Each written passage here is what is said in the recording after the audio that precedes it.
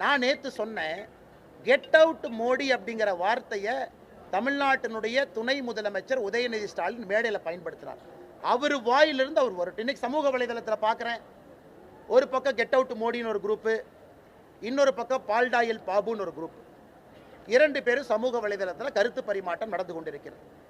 நாளைக்கு காலையில் இன்னைக்கு முழுசுமா திமுக ஐடி விங்கு எல்லாம் சேர்ந்து நீங்கள் முக்கி இன்னைக்கு முழு ராத்திரி உட்காந்து கெட் அவுட் மோடின்னு எவ்வளோ ட்வீட் போடுங்களோ போடுங்க. நாளைக்கு காலையில் 6 மணிக்கு என்னுடைய ட்விட்டரில் சரியாக 6 மணிக்கு காலையில் கெட் அவுட் ஸ்டாலின் நான் ட்வீட் போடுறேன். எவ்வளோ ட்வீட் அது போகுதுன்னு பார்க்கலாம். நான் சவால் விடுறேன், மொத்த திமுக ஐடி விங்க்கு சவால் விடுறேன். உனக்கு 24 மணி நேரம் நான் டைம் கொடுத்துட்டேன். நேற்று நைட் நீ ஆரம்பித்த, நாளைக்கு காலையில் 6 மணி வரைக்கும் உனக்கு டைம் கொடுக்குறேன். அரசு இயந்திரம் எல்லாத்தையும் பயன்படுத்தி கெட் அவுட் மோடின்னு எவ்வளவு ட்வீட் போட முடியுமோ போட்டுக்க.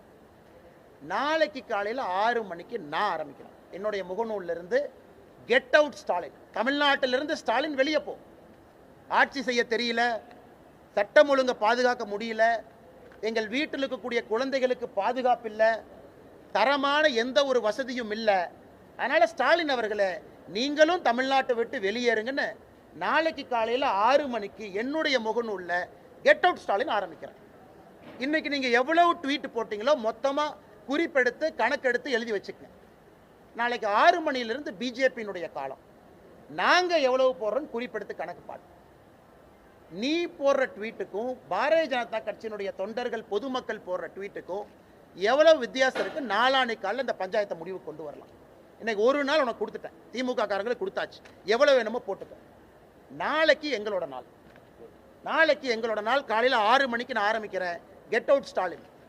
நீ முழு இந்தியாவும் சேர்ந்து எங்களை விட அதிகமாக நீ ட்வீட் போட்டு காமிச்சு சவால் விடுறேன். ஏன்னா நம்முடைய அரசியல் இப்படி தாங்கன்னு இருக்கும், யாரையும் பயந்தலாம் இல்லை.